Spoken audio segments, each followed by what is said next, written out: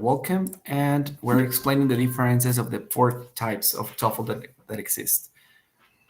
Okay, So teacher, thank you. I was saying, number 1, we have the primary TOEFL exam, which evaluates 3 skills, which are listening, reading, and speaking. The TOEFL Junior evaluates 3 skills, which is listening, reading, and writing. And the ITP evaluates listening, reading, and writing as well. The PBT exam used to evaluate also speaking, and the IBT exam evaluates 4 skills, which are listening, reading, writing, and speaking. So right now we're preparing, or this course is to prepare yourselves for the ITP TOEFL course, okay? It's the number 3. So we're going to check these 3 different categories, which are listening, reading, and writing.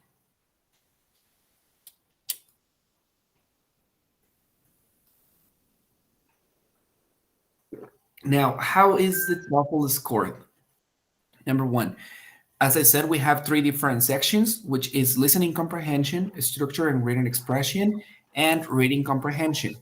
You can score from 24 points to 68 points on the first 2 sections, and on the last section we have, I'm sorry, from 24 to 67 points that you can get. As you can see here, you have 50 questions on the first section, 40 questions on the second section, and 50 questions on the third section. The time you're going to spend on each section is 35 minutes on the first section, which is approximately because it is about the time that the audios take, okay? Number 2 takes 25 minutes, and number 3 takes 55 minutes. In total, the exam lasts 1 hour and 55 minutes. Now, what I want you to notice here, there is something important that you should notice here, is the number of questions and points that you might get with each of these sections. For example, as you can see here, we have 40 questions on the second section, and you can get 68 points. And here you can get 50 questions and get 68 points. So what can you assume here? As it is obvious, you will get more points with the second section, the structure and written expression. So we might say that this section is the most important, okay? Because if you fail these questions, if you have problems with this section, you will lose a lot of points. These points gives you more, a higher score when you present the TOEFL. Am I clear here? Yes. Yes, teacher. Perfect. So this is how the section, each section is evaluated, okay? So if you get 0 questions correct on the first section, you will get 24 points. So even if you don't get any answer correct, you get 24 points. So it is the same if you get 0, 1, or 2, because you will get exactly the same points, 24, okay? So in the TOEFL exam, it is not important to go to the most difficult questions. Each question gives you points, okay? So as you can see, this is how it is going to be evaluated, and you will get, for example, from 37 answers correct on the first sections, you get 54 points. But from 37 on the second section, you will get 64 points. And on the third section, you get exactly the same as on the first one, 54. So one more time, here you can see that the second section is always the one that gives you the most points, okay? This section actually is also the most difficult because this one evaluates grammar, structures, and everything, okay? So like all those exceptions are in this section. But don't worry, we will check all of them during this course. So now, what is the time that I recommend you to spend on the course that you have? Okay, we will have these classes, but the classes are not going to be enough for you to get a high score in the TOEFL. You also need to practice on the platform with all the exercises that you have. So on the first section, which is about listening and comprehension, I recommend you to spend at least 15 hours, from 15 to 20 hours, practicing listening comprehension on the platform. For the second section, which is structure and written expression, I recommend you to spend from 20 to 30 hours. And finally, for vocabulary and reading comprehension, I recommend you to spend from 15 to 25 hours. So, even that we will have 3 hours every week, that is not going to be enough. You cannot improve a lot your score in the TOEFL only by taking 3 hours per week. You need to practice and do the exercises on the platform, okay? This is the minimum time recommended.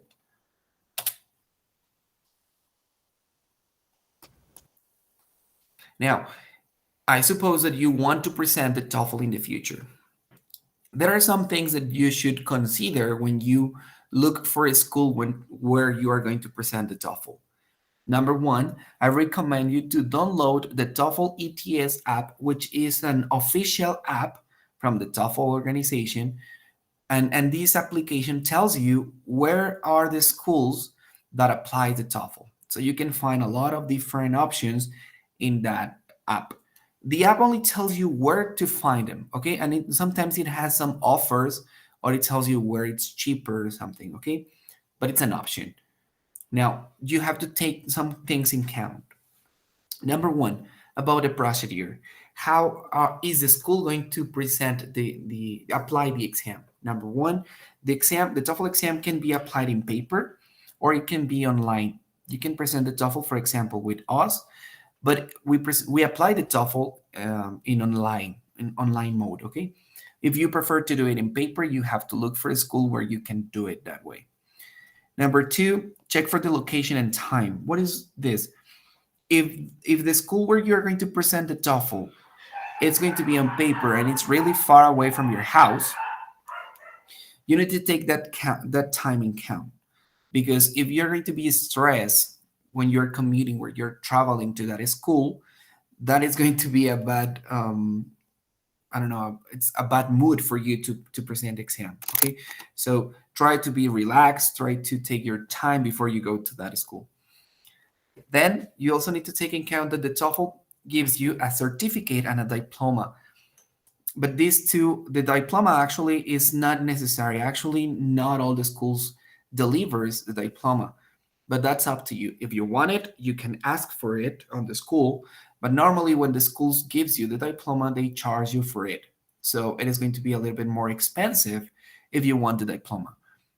If you're looking for a job or if you are studying or taking the TOEFL exam to graduate in your school, the diploma is not necessary, only the certificate.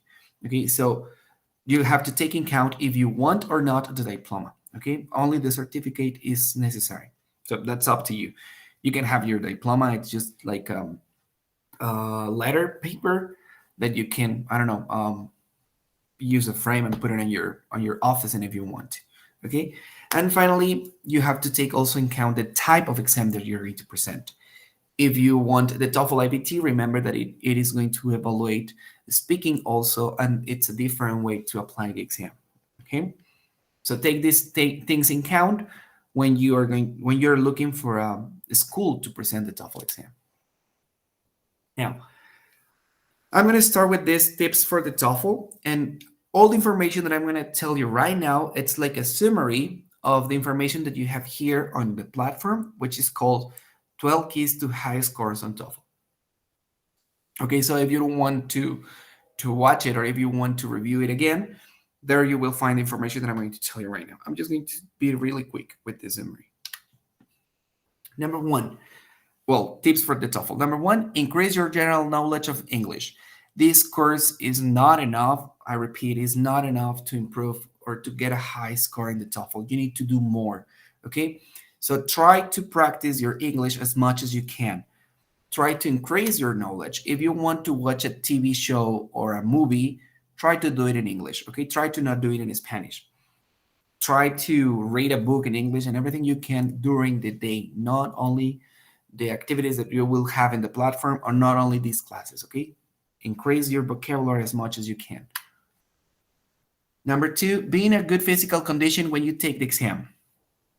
You already presented the TOEFL practice test, and I don't know when did you do it, because maybe I don't know you were doing the exam, and as you know that it was a practice, maybe you were like, I'm hungry, or I want to go to the bathroom, and you were thinking in different things. That it's okay. It was a practice, but if you are in the same situation when you present the exam, if you're doing the exam and you fall asleep, that is bad because you paid for the exam and you will not get the certification. Okay, so always try to get to be in a really good physical condition. Try to sleep well before your exam. Try to not be hungry to eat before the exam. Okay, or maybe eat after the exam. Okay, choose your test date carefully too. If you're going to present the exam on Friday or maybe Saturday, maybe that day you will be tired because it has been a whole week that you were working, studying, and everything. And maybe it's not the best day to present the exam. And if it's Saturday, maybe you have a party at night. And while you're doing the exam, you will be thinking about what are you going to dress or what are you going to take to the party or things like that. So choose the day or the date when you think that you're going to be concentrated, okay? Also, organize your pre-exam time.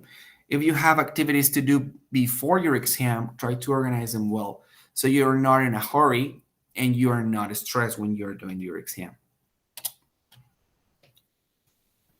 Next, be familiar with the format and directions. What we're going to do here in this course is that all the exercises that are, or, well, 90% of the exercises that are on the platform, and the way I'm going to explain the exercises here in the classes are exactly the same directions and format as in the TOEFL exam. So if you get familiar with these directions, if you get familiar with the form of the exam or how it is produced, it's going to be easier for you and you will not get waste time when you take the exam. It says use your time wisely. During the test, maybe you might be tempted to rush through the easy items. Remember, I told you at the beginning that the difficult questions for you will not give you more points than the easier questions. Okay, they will give you exactly the same points because that's not the way the TOEFL gives you or scores. Okay, so this is important to not rush through the easy items to save time. Okay, because they will give you exactly the same score. So actually, it's better to do like in order the questions. Try to do it in order, and you will get a better score. Okay. Improve your concentration. Um, Being honest, me, for example, in my case, I'm not really good at reading. Not even in Spanish. I'm reading, and I always get distracted with anything. If I'm reading and there is a fly passing in front of me, I get distracted and I forget what I was reading. I have to go back to the beginning of the reading. So that's something that I need to improve a lot, my concentration. Okay. Because if you are reading, even if you understand the whole reading, but if you get distracted, you have to read it over and over and over again, and you're wasting time, you're losing time. So, a good thing that you need to do, or you can do during these 7 weeks, is to improve your concentration. Okay. Try to keep focus. Another thing that you need to know is to how to mark your answer sheet. Number one, and your answer sheet. I'm sorry, answer sheet.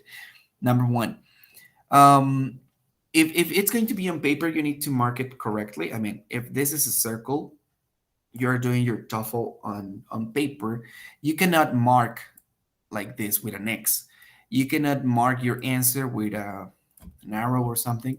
You have to fill the whole bowl. Okay, this is not even correct. You have to do it like wholly. The whole mark must be filled in. Okay. Remember that the exams are not evaluated by people, they are evaluated by a computer. So if the computer sees this mark, it's not going to recognize it as an answer, okay? So be careful. Number two, if you're using or doing the exam on the computer, be careful with the scroll, okay? Here is the scroll. Because when you answer and you use the scroll, sometimes as you have the options like A, B, C, D in this order, and if you mark this option, when you use the scroll, sometimes this option moves to the second or third or fourth option, okay? So be careful when you're using the scroll or you will move the answer you have already chosen, okay? Now, there are some other tips here. Number one, this is important. For consecutive marks never happens. Okay, what is this?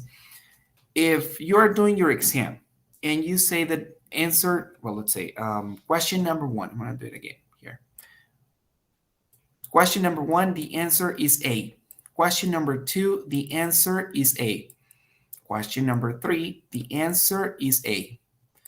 Question number four, the answer is A. Sorry, something here is bad. If you recognize, if you notice 4 consecutive marks, there is a mistake here, okay? This will never happen in the TOEFL exam. This is not possible. One of these three options must be wrong. So maybe this is not correct. Maybe this is B, C, or D, because you will never find, sorry, this is D. You will never find 4 consecutive marks together, okay? Now, finally, the last recommendation would be check every 5 answers, okay? You answer from 20 to 25, okay, before you continue to 26, check that you answer all of them, okay? Because sometimes we skip 1 or 2 questions and at the end we miss one of those, okay? So just be careful. The next step is that you should always, always, always guess. If you don't know the answer, don't worry, select an option, okay? You have the possibility, the opportunity to get some points than to get any, okay? The TOEFL will not take some points from you if you get a wrong answer, okay? You don't lose points for wrong answers. So always, always guess on the TOEFL exam. If you notice also that the time is about to finish, don't worry. If you don't have the time to finish the reading, select 1 or 2 options and then deliver the exam, okay? That's better than to leave the answers in blank. Another tip that I might give you is that the letter C, it's normally the most common answer in the TOEFL exam, okay? If you don't know an answer, the most probably thing is that the answer is going to be letter C. I'm not telling you that this is always going to be correct. I'm telling you that this is a standard guess letter, okay?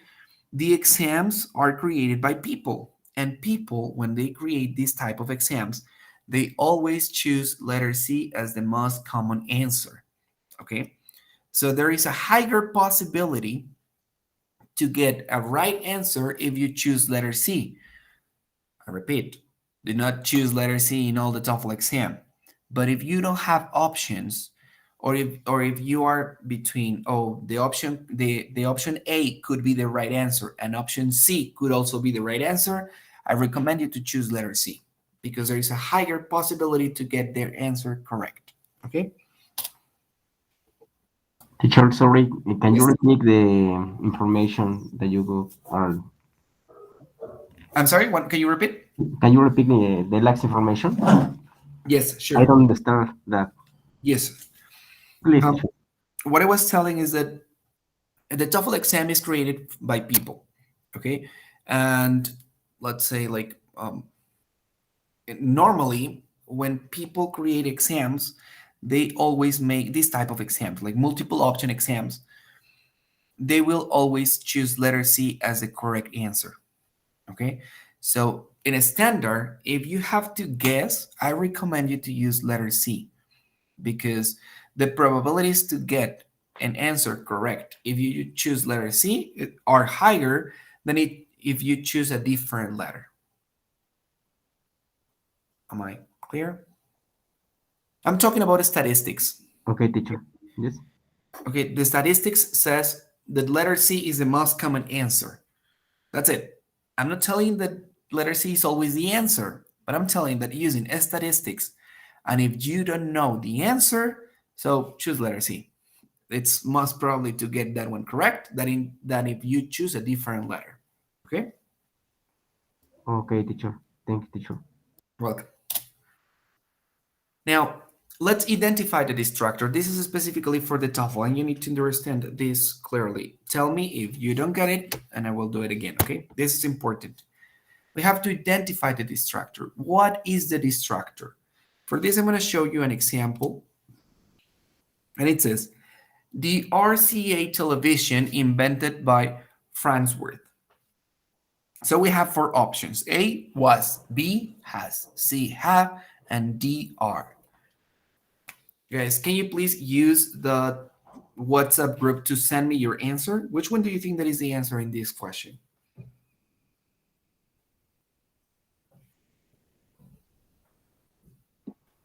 Was? Okay. Yes, could be was. Was? Was. Great. Yes, tell me. Sorry, yes, was. Okay. It's correct. Was is the correct answer. So in the TOEFL exam, you will see this kind of exercises. Number one, you have a question or a sentence, and you have to complete the sentence with one of these four options. But the four options will contain a correct answer, a distractor, a wrong answer, and a wrong answer. Okay, so what is the difference here? How can you identify the distractor? Okay, number one, if you can see, have is obviously not correct because we're talking about a television, which is a third person pronoun. So it would be has, okay? And it's the same with are. Are is not correct because we're using a third person pronoun, which is television. Okay, so obviously we can immediately discard have and are. Now we have other two options, which are was and has. The two options could be correct because grammatically we could say that has is correct. We're talking about a television, so has is the right conjugation for a TV. And after has, we have a verb in past participle, which is invented. So I might think that the sentence is in present perfect, and that would be correct. But because of the context that we read by Farnsworth, we know that it's in passive voice, and the right answer would be was. Okay, so the TOEFL will always contain these four types of answers: a correct answer, a distractor, and two wrong answers. What you have to do is to identify the distractor, okay? Because the distractor is an answer when you're doing the exam and you are like, this one is correct, but this one also seems correct. I don't know which one of these two is correct, okay? So that's what the distractor is. The distractor will pretend to be a correct answer when it is not. So if you can identify the distractor, you can eliminate the other two options, which are wrong, and you will have 50% of possibilities to get your correct answer. Am I clear? Yes, teacher. Yes. Everyone? Yes. Yes. Perfect. So always try to identify this distractor, okay? Okay, also learn to control your test anxiety. Okay, sometimes you have a lot of things to do and maybe you are really stressed for this exam.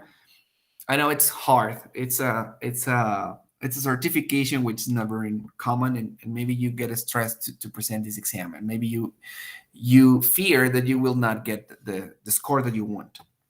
But don't worry. As you already done this practice exam, you will do other three more, and you will start to lose this anxiety. Okay, so relax, and with the course, you will feel better when you present it.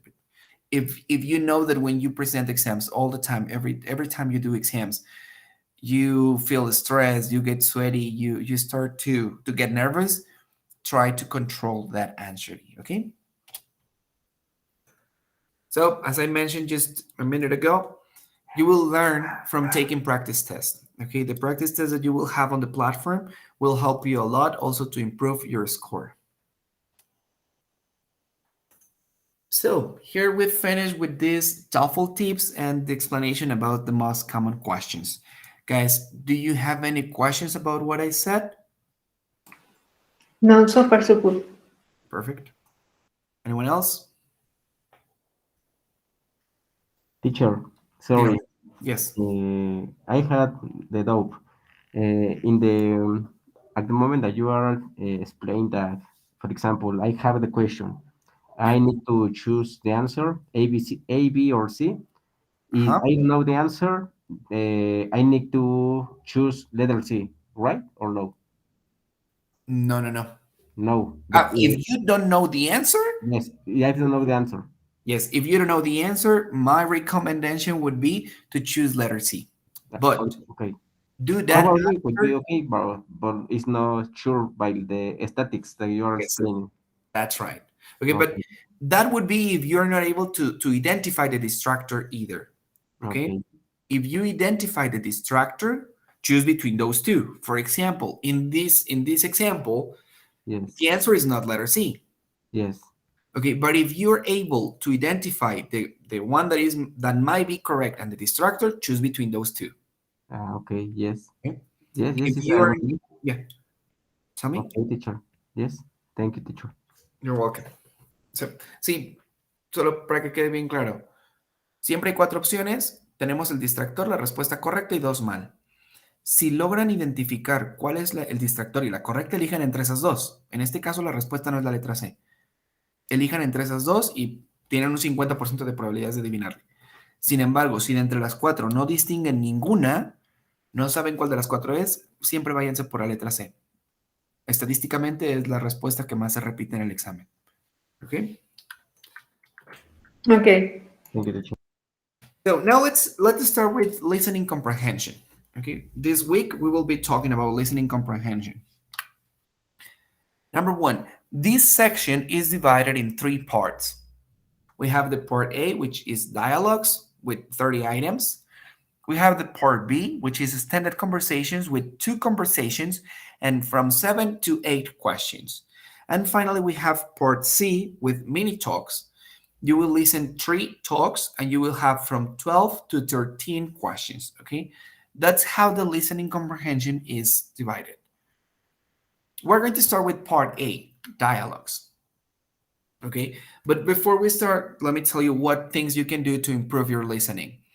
Well, these classes, the video conferences will help because, as I said, I am speaking English, you're working with your ears, you're practicing listening, and that is going to help you a lot. Number two, familiarize yourself with the directions. Okay, as I said, the examples that we will do and the activities on the exercises on the platform, sorry, will help you also to improve. Now, if you have any questions or problems when you are doing this section, the audio section, when you present the exam, always inform to the person that is in charge, okay? If you're doing the exam and you cannot listen correctly, tell the person, tell the proctor, the teacher that is applying the exam, because after the audio starts, it cannot be stopped, okay? So tell them at the beginning, always. And finally, as I said, never skip, always guess. Always guess the answer, okay? One more time, concentration is very important. Number two, answer each time as quickly, each item as quickly as you can, okay? If you can, listen to the question, answer the question, and start reading the next question or the next answers, okay? Always try to guess what is going to be the next question, and don't daydream. As I said, concentrate. Try to not think about other things. So after today's class, what I'm going to ask you is you will have this homework. You have to do this exercise that is on the platform, which is called sample listening comprehension test. Okay, this is it. Okay, this PDF here is information that I'm telling you right now. Everything that I'm explaining you right now, it's this PDF. So you can also print it and you can read information that I'm telling you. But that is on you, okay? It's not necessary to do it if you don't want to. So on the third block, which is Guide to the Listening Comprehension, you have a sample listening comprehension test. That's your first homework. So as I said, let's start with part A, which is dialogues. What is this section? Well, this section is a conversation between two people. Normally, it's a woman and a man, okay? And there is a third person who is going to ask the questions. So you will listen a boy talking, and then a girl answers, and then another boy asks the question, okay? That's how dialogues are developed, okay? After you listen to the audio, you will have 12 seconds. 12 seconds to choose the answer and going to the next question, okay? Now, the tone of the dialogues is informal. What is this? It means that you will listen to idioms, first names, contractions like I'm, doesn't, can't, etc. These kind of words you will always hear on the dialogues, okay? Which is this? If you are not used to listen English names, maybe you will get confused when you listen to the audio, okay? Maybe you're used to listen things like Rosa or Maria or Mary or Jennifer, because those are names that we are used to know here in Mexico, right? But in the TOEFL, maybe you will listen something like Ko, okay, or Steve or things like that, okay? American names, okay? So you also need to get familiar with those names so you don't get confused the names. You don't confuse the names with other verbs or words, okay? Also be careful with idioms. I will give you a list of idioms and contractions that you might find on the TOEFL exam, okay? So you can study those idioms in specific. Now, some of the items test your ability to understand various language functions. Sometimes you will have to listen to the dialogue and you need to say if the person agree or disagree with the other person. For example, if I say something like, hey, do you want to go to the party? And the other person answers, nah, well, let's go. Yeah, let's go. So then the question says, was the person happy to go to the party? It, obviously, you didn't listen anything that says that he was happy, but you need to understand the tone of the person, how the person was talking. Okay, it was like, yeah, he was happy. No, obviously he was not happy. He was maybe like bored. Okay, but he accepted going to the party. If I say something like, do you want to work with me? And you said, oh, never in my life. Okay, the question is, does the person agree to work with the first man? Obviously, the answer is no. Maybe you will not hear a word that says, yes, I love to, or no, but you heard the word never in my life, which means that the person disagree to work with the other person, okay? So you need to understand the context or the tone the person is talking, not only the whole, not only to translate the dialogues, okay? So now let's see what type of dialogues you will find. Many dialogues, about 25%, are about facets of life in American universities. So most of the dialogues are about attending classes, talking to professors, writing research papers, and taking tests. Okay, so I recommend you, if you want to improve this vocabulary, I recommend you to watch movies which involve university. Okay, for example, I don't know the names of these movies in English, but there is one about Legalmente Rubia. It's a movie where the girl goes to the university and she's talking to professors and everything. So if you watch that movie in English, that is going to help you to improve your English listening for the TOEFL, okay? Because she's talking to the professors about her exam and what she can do to pass and everything like that, okay? So the audios in the TOEFL are going to be about that kind of things, okay? So try to watch that kind of movies. Also, High School Musical, maybe that might help you a lot too. because it talks about school. Okay.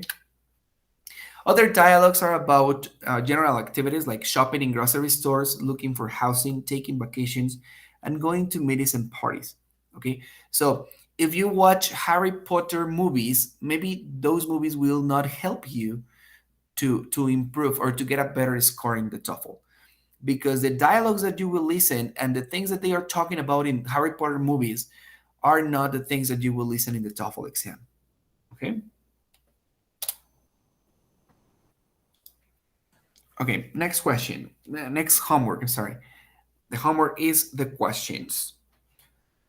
You will find an activity in the platform called the questions. What are the questions? Well, I will give you a list in this activity. You will find the questions that always appear on the TOEFL exam. I'm talking here about the dialogues, okay? About the listening comprehension, part A dialogues. What kind of questions appear on the TOEFL exam? For example, here you can see the first two. The questions that you might hear will be like, what does the man or woman mean? Or what do the speakers say about something? If you learn these questions, if you know what the questions will be in your exam, it's going to be easier for you to get prepared for that. Okay? So try to, at least if you don't memorize, it's not really necessary to memorize the questions. But if you understand the questions, when you are doing the TOEFL exam, you will not have problems with it. Okay. For example, there are some questions like, what can you infer from the dialogue? So if you don't know what is the meaning of the word infer, so you will not be able to answer that question because you don't know, you didn't even understand the question. Do you get it? Yes. Perfect. So that's the second activity that you have to do to practice these questions, okay? Now, this is important. Correct answers are seldom, rarely, almost never stated word for word by either of the speakers, okay? So, correct answers often contain synonyms, words with the same meaning, or for words in the dialogues that use a different structures. What is this? If you listen, maybe like, I want to eat an apple. Okay, that was the dialogue. It's small, it's a sentence. I want to eat an apple. And the question is, what does the person wants to eat? Okay, if you read in the answers, he wants an apple, I don't know, an apple phone, like an iPhone. Okay, and I don't know how to use this example. But if you read exactly the same words, like the word he wants and the word apple, or maybe it will say he wants an apple pie. Okay, it's like that is not correct. Okay, because you can read exactly the same words that you hear on the audio, and that is never going to happen. Okay, the correct answer, instead of saying something like he wants an apple, it will say something like he he would love a fruit. He would love to eat a fruit. Okay, so you will never hear and read, if you hear something and you read it, that is obviously a wrong answer. Okay, because the TOEFL uses that to make sure that when people do not really understand English, they just catch some words. And when they catch those words and they don't know what they said, they said, oh, this is the word that I heard, so this is the correct answer. And it's not. Okay, I repeat, seldom. Sometimes it is the answer, but that is very rare. Okay, so the correct answer will always contain synonyms. So be careful with this. Try to learn the synonyms or identify the words that are synonyms for what you heard. Okay.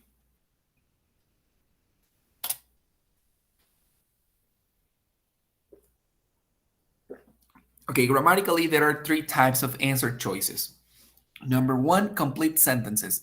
Like the example that I gave you, he wants to eat a fruit, or he would love to eat a fruit, which is a complete sentence.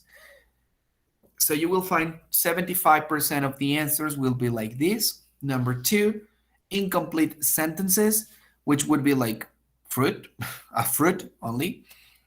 And normally they are verb forms, like to eat a fruit, and that's it, or to eat an apple. Okay, these answers appear 20% of the time. And finally, short noun or prepositional phrases. Okay, maybe just like the word fruit, or well, this example, it does not, I cannot give you an example with prepositional phrases, but it will be like on my house or at the disco, etc. Just a preposition and a word. Okay, so normally you will always find a complete sentence. With this section, with part A, dialogues, number one, the tips that I can give you are get familiar with the directions. Remember that the answer will always be found on this, what the second person says. Okay, so you listen a boy that says, hey, what's your name? Then you listen a girl that says, hi, I am Annie. And the question is, what's the name of the girl? So the answer is always on the second speaker. Okay, what the second speaker says, there is going to be the answer. So always try to understand what the second person says. Okay, obviously, sometimes you need to understand what the first person said, but maybe you can understand the context about what the second person said. Okay, always focus on that second person.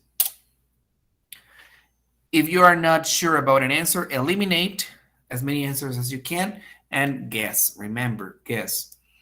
Try to preview the choices for the next item. During those 12 seconds that you have after you answer, read the following answers so you can preview what the question will be.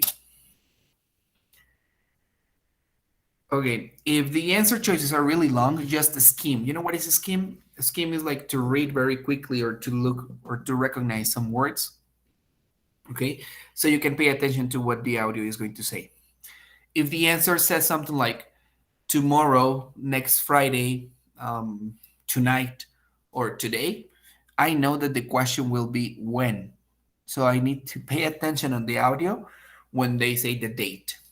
Okay. Okay, and finally, well, as always, guess and keep going. So let's always try to anticipate questions about dialogues. As I said, during this 12-second pause, always try to answer the questions and preview the next answers, the next item. How are you going to anticipate the questions? Well, first you need to do your first homework, which is to practice the questions and then practice all of them. To practice this, we're going to do this activity as homework, which is anticipating questions about dialogues. In this case, you're going to read the answers and you have to choose which one could be the right question for those answers, okay? It's another activity. This is to practice the questions. But first, as I said, you have to do the first questions, which was the questions. Now, you will find some dialogues with sound confusion. What is this? The word you hear is similar to the word you read. Similar, okay? The majority of the words are minimal pairs. What are minimal pairs? Minimal pairs are words that sound exactly the same except for one sound. For example, here we have peel and feel. So the pronunciation of these words, it's only different from one sound, letter P and letter F. So peel, feel, main, and gain. Peel and feel. Okay, these are minimal pairs. So maybe you will listen the word peel, but you will read the word feel, and that is to get you confused, okay? The TOEFL uses this to confuse students. Another sound problems involves two words that sound like one word, okay? Like, for example, market and market, center and center, intense and intense. So as you can see, actually, these are two words, Okay, but when you listen to the audio, maybe they speak really fast and you will listen only one word, like market. Okay, like send her, which are two letters. And actually, the pronunciation here, we don't say, when you're speaking, you don't say send her, you say center. Okay, it says center. So that's actually, it's very similar to this pronunciation, which is center. Okay, or intense and intense. So this is another type of words that the TOEFL uses to get students confused. And finally, a third type of words involves words that sound like a part of a longer word, like, for example, nation and imagination, mind and remind, and give and forgive. Okay? The TOEFL will use these words to make you confused. Don't worry. We will practice these words and you will have on the exercises that you will do, you will find all these words so you can understand the meaning of each word and you can get the differences between one and the other. For example, I have here, I have never had this type of fruit before. I don't even know what to do with it. You just have to peel it and eat it. What does the woman mean? Here you have the answer. The answers. Letter A, she doesn't feel like eating fruit. Letter B, the man should take the peel before eating. Letter C, the fruit shouldn't be eaten until it's been peeled. And letter D, she isn't familiar with this type of fruit either. Which one do you think that is the answer? Letter C. Letter C? Somebody else?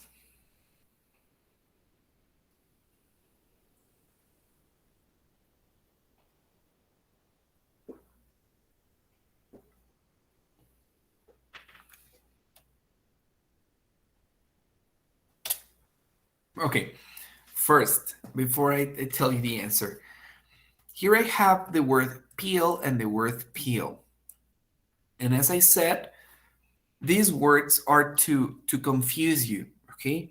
Maybe the person didn't understand the context or the dialogue, but they heard the word peel. And you might think that maybe the answer is letter B, which is not, okay? So if you see a word written that it's similar to the sound of a word that you listen, so you can eliminate that answer, okay? That is obviously not the right answer, and you're right, letter C is the correct choice. Okay, so always try to understand the context of the dialogue. Okay, obviously, for example, in this example, if I listen to the word peel and I read it here, if you understand the context, they are not talking about medicine or they are not talking about someone being sick. Okay, they are talking about something to eat, a fruit. Okay, so you cannot, you can peel a fruit, but you don't create a peel with a fruit. Okay, so context is going to be very, very important here with the TOEFL to help you understand what's the meaning of the dialogue. The next homework you have, it's to practice these other two exercises, which are dialogues with sound confusion. Okay, you will find in these exercises a dialogue that uses these kind of words, and then you have to choose which one was the one that they mentioned. Okay. Now, we also have dialogues with homonyms and words with multiple meanings. First, we need to understand what are these words. Homonyms. Homonyms are words that sound the same but have a different meaning. And words with multiple meaning are spelled and pronounced exactly the same, but the context defined the meaning. Let's check one by one. For example, homonyms. The audio you will hear will be, Eugene missed a lot of classes last week. That's because he was sick. I think he had the flu. What is learned about Eugene? So, before you tell me which one do you think is the answer, can you tell me which is the homonym that you read on the answers and you listen on the audio?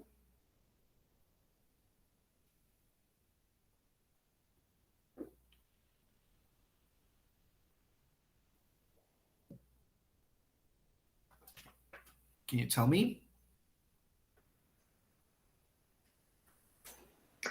One more time, please.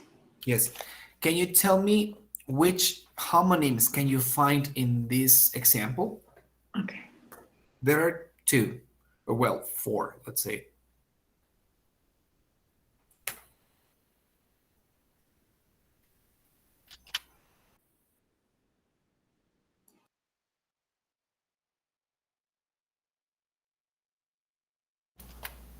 I don't know, fit and weak. Okay, weak is one, weak and Ah, weak. Very good. That's a homonym. They are pronounced the same, but they have different meaning. And there are other two more.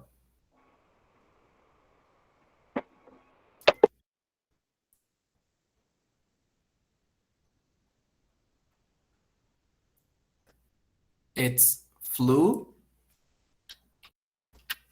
and flu. yes. These are homonyms too. Okay. So one more time, as you can see here, you might listen a word, but when you read the answers, they have a different option, okay? And they are giving you a different meaning. So maybe you heard the word flu, is when you read, oh, Eugene flu, maybe this is correct. Because they say weak and flu, this is the correct answer, and it is not, okay? Okay. So obviously here the answer, it's letter B, which is talking about he missed a lot of classes. And as you can see here, we're using different, or we're using synonyms, as I told you. We have the word miss, and instead of miss here, we have absent, which is a synonym. And we have here the word, well, the word flu, and here we have sickness, which is not literally a synonym, but it tells you the same, okay?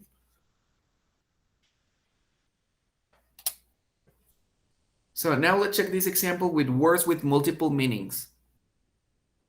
In this case, we have words that are spelled, pronounced, and written the same, but they have a different meaning. So you will hear, are you sure this is how Lois spells her last name? It doesn't look right, does it? In fact, I'm not even sure if it starts with that letter. What does the man mean?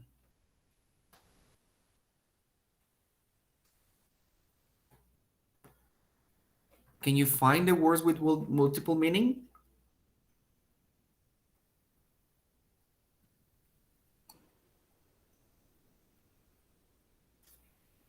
I'm sorry, this is an H.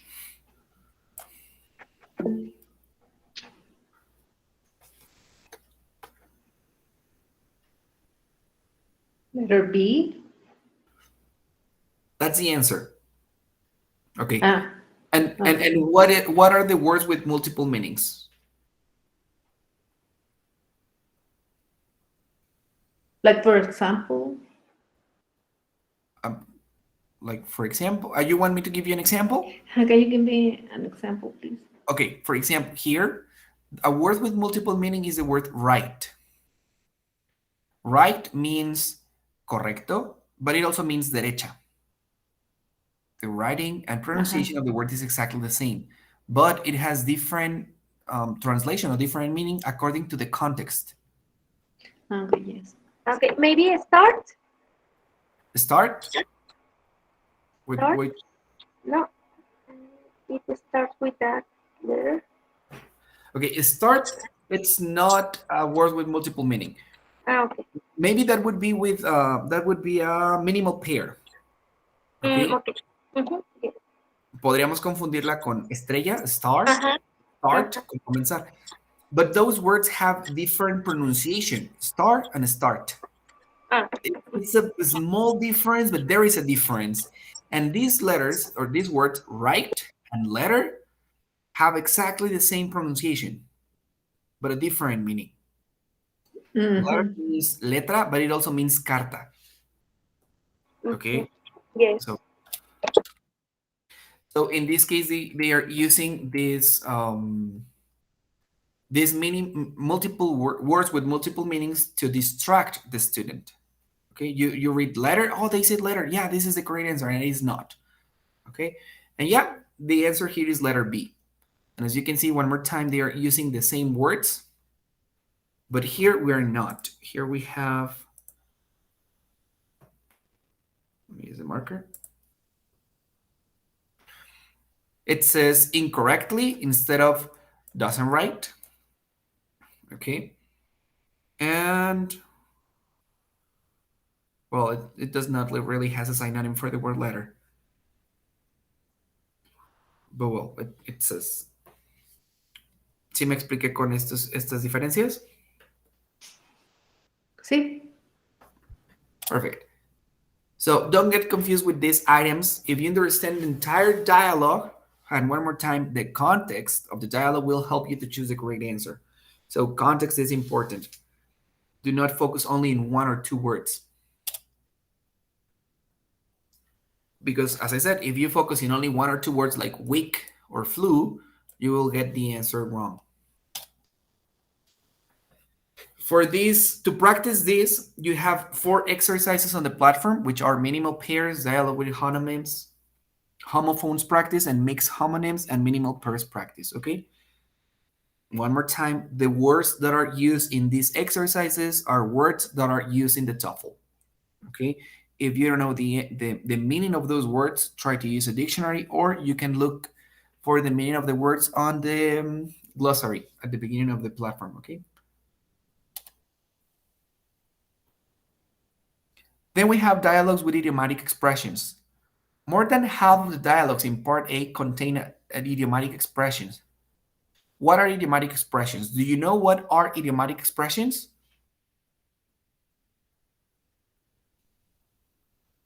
Yes. Perfect. We might know them as phrasal verbs or idioms. So you also need to get familiar with these phrasal verbs and idioms to understand what is the meaning, because when we have only a verb, it has a meaning, but when we use a phrasal verb with a particle, it has a completely different meaning. For example, you will hear, I wonder where Mike is. He will show up as soon as the work is done, I bet. What does the man say about Mike? Here we have show up, which is an idiomatic expression. It's a phrasal verb. And on the answers you have, like, he probably won't arrive until the work is finished. He went to a show instead of going to work. He can show them how to do the work, and he will probably work late today.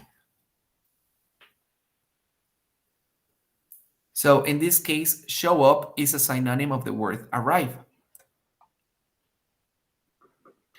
So one more time, if you hear a word and you read the word, the most probable thing is that this is not the correct answer. So we can eliminate option B and option C, and we have only 2, which could be the answers, okay?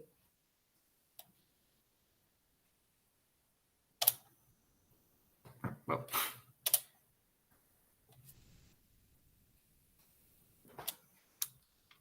Okay, before I continue, guys, ¿está quedando claro cómo eliminar las opciones de respuesta? Yes. Yes? Yes, yes. Yes. Okay, as I said, on the second speaker, you will find the answer. So on the second speaker, also, you will find idiomatic expression normally. Most of the questions that contains this kind of tricks are like, what does the man mean? Okay, so if the question says something about what does the man mean, the most probably is that you listen an idiomatic expression or a phrasal verb or this kind of dialogues confusing dialogues, okay? And as I said, the correct answer often contains a synonym, okay? So always look for synonyms and not the word that you listen on the exam. And the distractor or incorrect options will also contain references to the literal meaning of idioms. Like I said, the word show instead of arrive. Okay, so what you have to do is to study the vocabulary and memorize do not guarantee success due to the large quantity of idioms. Remember, there are a lot of idioms and informal expressions that we might use. So memorizing is not a guarantee to succeed on the TOEFL, okay? But at least try to know them. Here you have more exercises about these idiomatic expressions.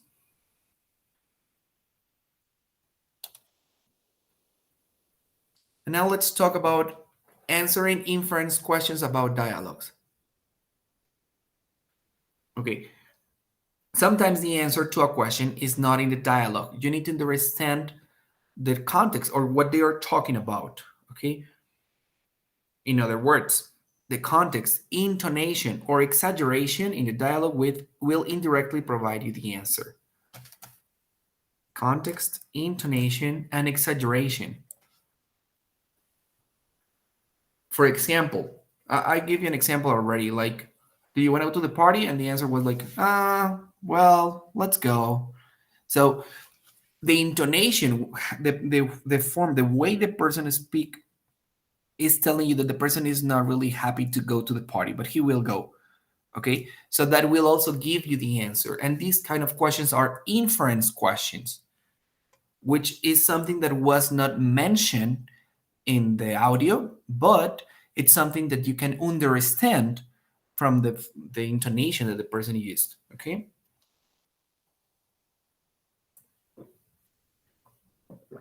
These questions will be like, what does a man or woman imply? And what can be inferred from the conversation? So you will listen, for example, are you interested in selling your car? And the answer, the second person will say, sure, if someone has $1,000,000. So obviously here the person is exaggerating. Obviously, in this case, the person does not pretend to sell his car. Even when he says, sure, but we can understand that he's exaggerating. No one is going to pay $1,000,000 for a car. So as he exaggerated, it means that the answer is no. He does not pretend to sell his car. We have another exercise about this, which is answering inference questions about dialogues. Okay. And we're finished. Before I continue, or before we're finished, guys, do you have questions about inference questions? No. The inference questions, I think, are the most difficult. Difficult ones. Yeah, because, well, as I said, you have to understand or pay attention to intonation also and exaggeration. And this is not only to evaluate like you understand language. It's that you, and obviously this is easier when you see the person talking because you can read the body language and everything. And when you're only listening to an audio, that makes it a little bit more difficult. Hello? Yep.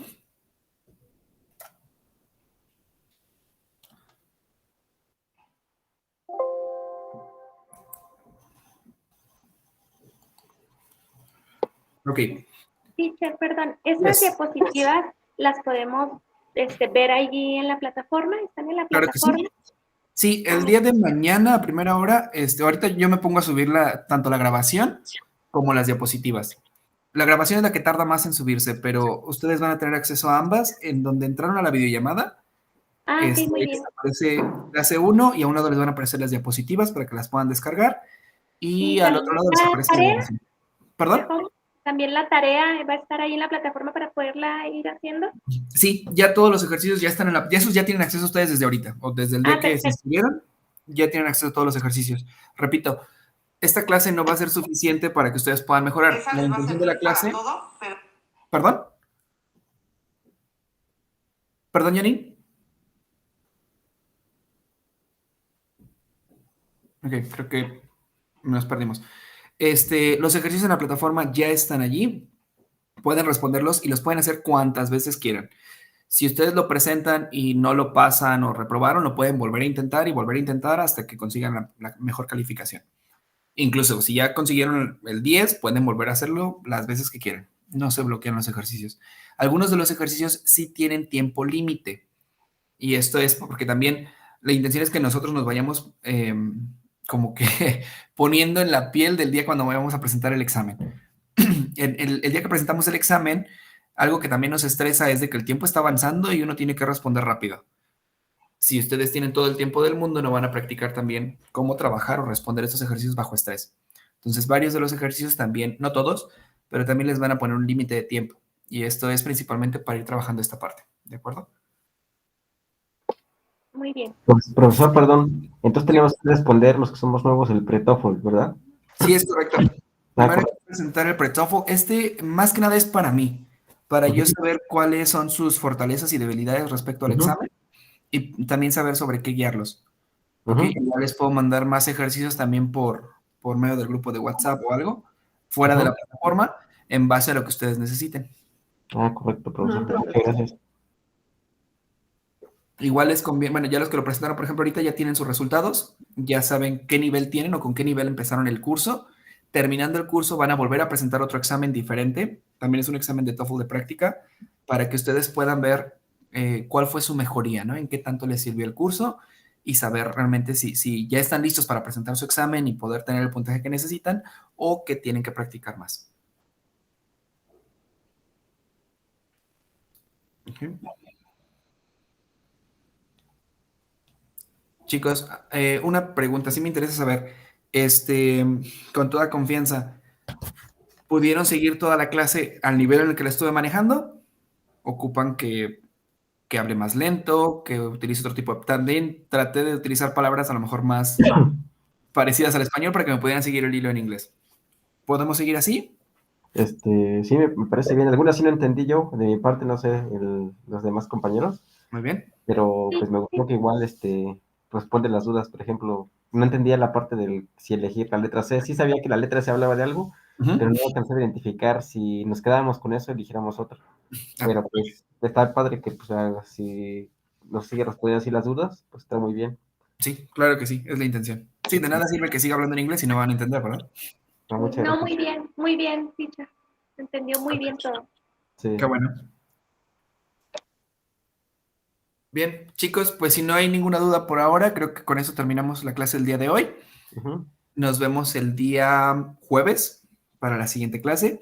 Me pondré en contacto con los que no se pudieron conectar a la videollamada el día de mañana para ver si puedo apoyarlos y poder ya proceder en la plataforma como tal. Y si no, pues volveremos a continuar aquí por Meet. Espero que ya no haya problemas. Está correcto, profesor. Sí. Muchas gracias. Muy A bien, ustedes, gracias. hasta luego, buen día. Hola a todos. Bye bye. Buenas noches. Buenas noches.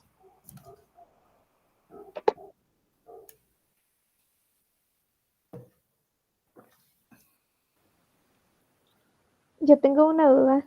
Dime, Mariana, ¿qué pasa? ¿Cuántos niveles son ¿De qué hablamos? del pre-TOEFL? Ya ves que, bueno, me llegaron los resultados y así, pero no sé cuántos niveles son. Ah, ya. Mira, te llegaron tres resultados. Te llegó el nivel que tienes en el TOEFL. Ujú. Si mal no te fue tan mal. Creo que tienes, ¿qué eran? 502, 402 puntos, creo. Creo que Es, 433. Ujú. 433, muy bien. Sí, todavía hubo quien tuvo un nivel más bajo que tú, no vas tan mal. Tienes 433 puntos en el TOEFL. Esto se compara con el nivel en el marco común europeo de referencia para la lengua, que por ahí en tu correo viene como MCR. Esos son 6 niveles. Existe el nivel A1, A2, B1, B2, C1 y C2. La verdad, el nivel C2, incluso americanos que han vivido toda su vida allá, no consiguen el nivel C2. Y esto es porque ya utilizan lenguaje muchísimo más técnico y a veces, bueno, incluso en español, ¿no? Tú dime si te ha pasado que a veces no sabes si una palabra se acentúa o no, o la dices siempre y cuando la vas a escribir en un mensaje te das cuenta, ay, no sé ni cómo se escribe. Bien, el nivel C2 sí evalúa algo muy, muy drástico y es muy difícil conseguirlo. De hecho, el nivel C2 no se puede enseñar. Si tú quisieras llegar a conseguir ese nivel, pues lo más adecuado sería irte a vivir a un lugar donde hablen el idioma para poder conseguirlo. En este caso tú tenías nivel A2 más, si no me equivoco. Sí. ¿ok?